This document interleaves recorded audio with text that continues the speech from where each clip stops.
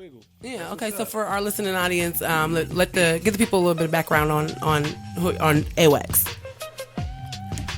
Background. AWACS, Pittsburgh, California, Elm Street, Piru, prison, gang member, all around gangster for the most part. Like pull no punches. What you see is what you get. Right. That's pretty much it. You know, I grew up kind of fast, so here I am. Thus, here I am. And this is how I am. How long have you rapping? Yeah. How did you get into the music game? You know, I started rapping like gang freestyles, backseat of the Regal, putting in work type, and then from there progressed. Though I got to prison, but I went to prison and I was facing so much time. My big homie, only words of encouragement that he gave me over the phone. I was being charged with a murder case when I was 16, so I was going to the adult facility, and all he could tell me was he had been to the pen before, so he's like, they got music room in there, and he knew I was better at freestyling than everyone else just in the car playing. He's like, man, they got a music room in there, just focus on it, you know. Right. And for whatever reason, I kind of took it to heart. When I actually got to that music room and got in there, I was better, and I progressed so fast that I turned it into a hustle for myself. Some perfected people, your craft of it.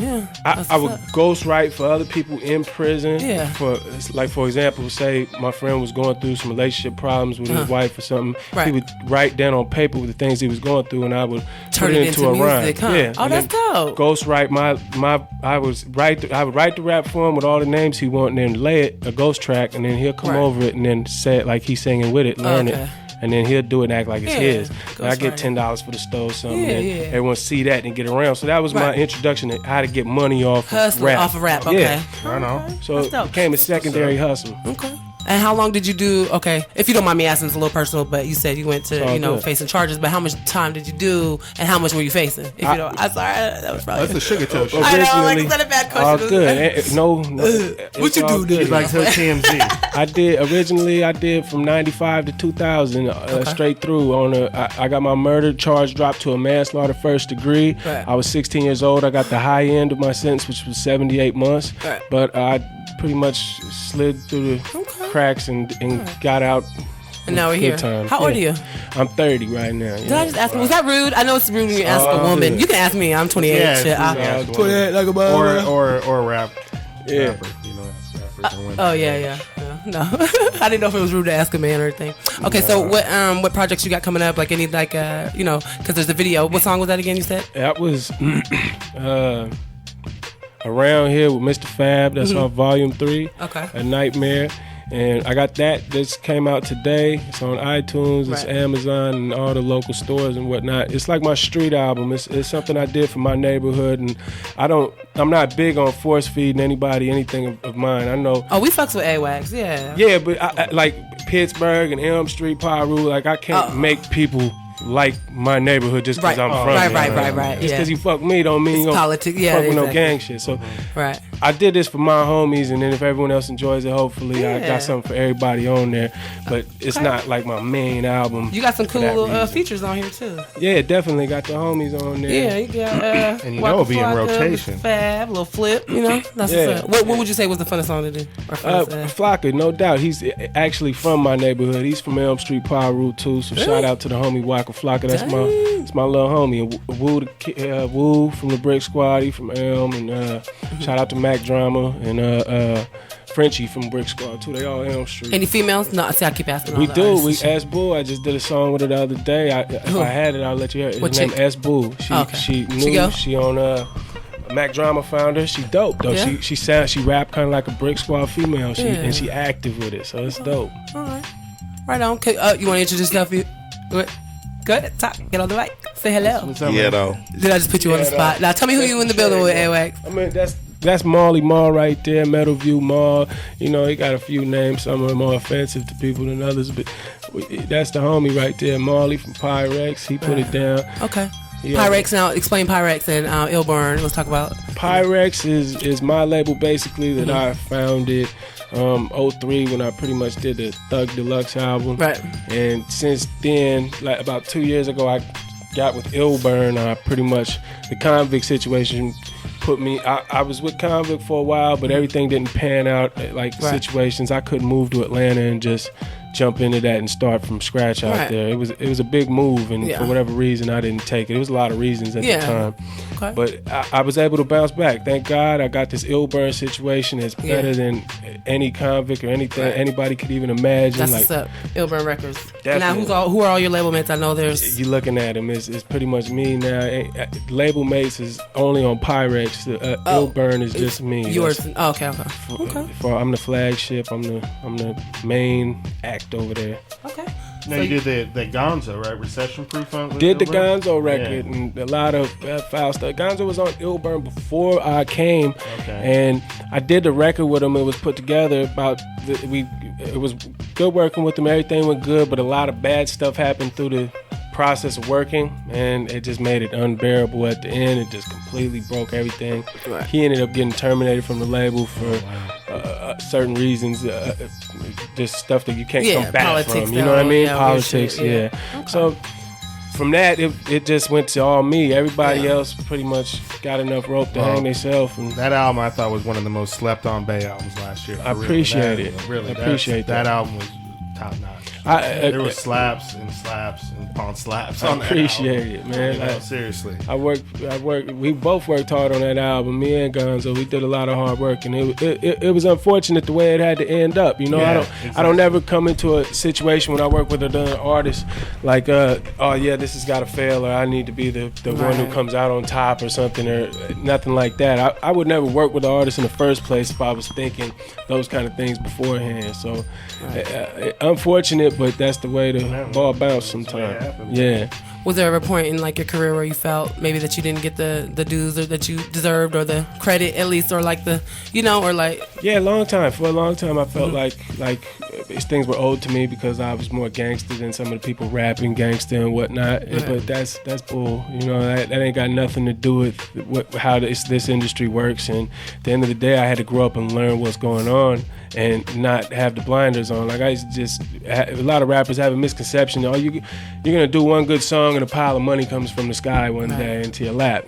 So everybody's waiting in a rush. Like, let me get this next song and that's gonna be the one. Or they do that one song and never come back. Exactly. Yeah. But that's not it. This is the long career. Yeah, exactly. Career, not a job. Career, not a job, and it's not. You get what you give in this. If you're gonna give it 20%, you're probably gonna get that back, if you're lucky. And I mean, I'm fortunate. I'm blessed. I got 2 strikes, like I said earlier. So I've been feeding my family for over 8 years now of just rap music, no streets. Haven't had to dabble in nothing. Right. So I mean, I get everything done. I have enough money to buy myself nice cars and things, and I do something that I really enjoy and I really love. Like music is my first love. I really am well versed. I listen to music from everywhere, all types of music. Now I'm starting to even venture out a little bit. You have a very distinct sound about you too. You don't sound like a lot of the people out there. I appreciate it. But lately I take a lot of different kinds of music. Like just for example, today I was on like Showtime or HBO and seen a documentary about the White Stripes, just a rock band, and just lyrics. The way people write songs. The writer for that particular band, he said some things that stood out to me, and I study writers, not just musics or kinds. I just like that you study writers. You know what I'm saying? I appreciate depth in lyrics. So I try and take pieces of things from people that I like, and I say, this is good music. So I try and incorporate a little piece of that into me without being like, he's trying to just steal this guy's style or something. You know, when you're talking about that, it sounds like you're an artist, not a rapper. Right. Exactly. You know what I'm saying? Because you can appreciate the other side of music in general. Because you just have a love for music. Exactly. And it's just not about great music rapping. Is great music. Everyone knows that. Like, change it up. Exactly. Because nowadays throwing it over some Sade beat. First one. Right. First one. I know Drew P just did something, but I'm sorry. First one I heard was AY. Yeah, that and the whole Thug Deluxe album was that was my way back then of like a tribute to the Love Deluxe album she did and whatnot. And Love Deluxe and Unconditional Love was the other one. So Unconditional Thug, which was another album of mine, was another Sade. I'm a huge Sade fan. Yeah, we love When Sade. I was in prison, I had a couple tapes, and she was one of them that every night I could put that on, and I could just go to bed in another world with that playing. I love Sade. Sweetest Taboo. Exactly, I love Sade. So jealous Jigga got that damn a song with her, man. So, how do you feel about like mainstream music? Like, would you ever want to go mainstream? Love it. Like, that's yeah, exactly what I'm like. You'd want to go mainstream? I mean, not like "Baby I Love You" every song with Drake and then,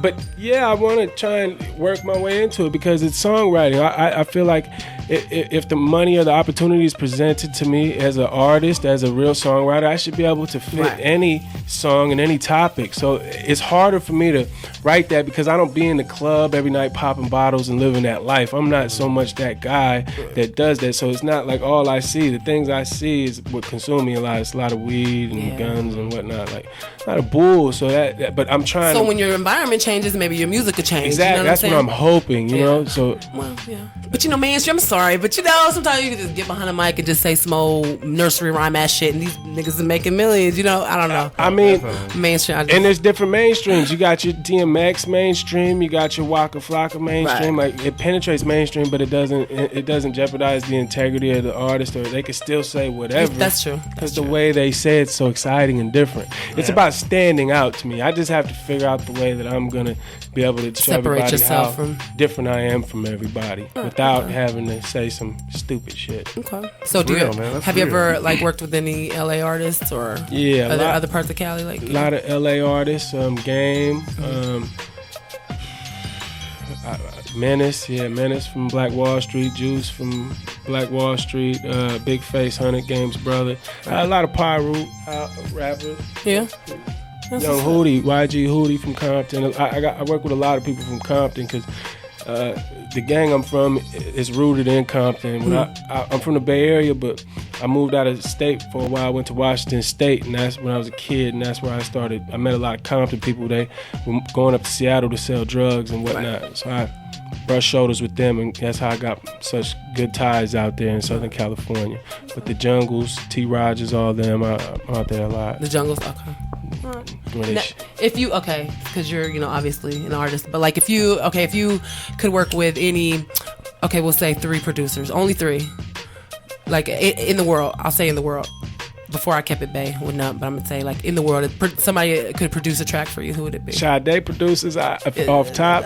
Does she produce? I don't know who the hell. It's a live band, a lot of it. I know I've seen them before playing and whatnot. Yeah. But I don't know the names of the producers, but I know her team. Oh, okay. Just the sound of production she has is just amazing. All 3 of them, just all. Just some of like the live bass lines and things. I'm a sucker for live instruments and live music. I love guitar and piano. And people that could actually play them. And can you play? I can't, but I really want to learn. I know, me too. I really it's on my bucket list. It's intimidating though. All those keys, It's a hell shit and strings. I start reading music and shit. Yeah. Okay, so you want to go into a song off of his street tape? And also, I want to say thank you for coming through. I know you was out here on a video shoot, shit like good. that. Thank you for having me. Yeah. AWAC, Sacktown Radio, SugaToeShow, bitch.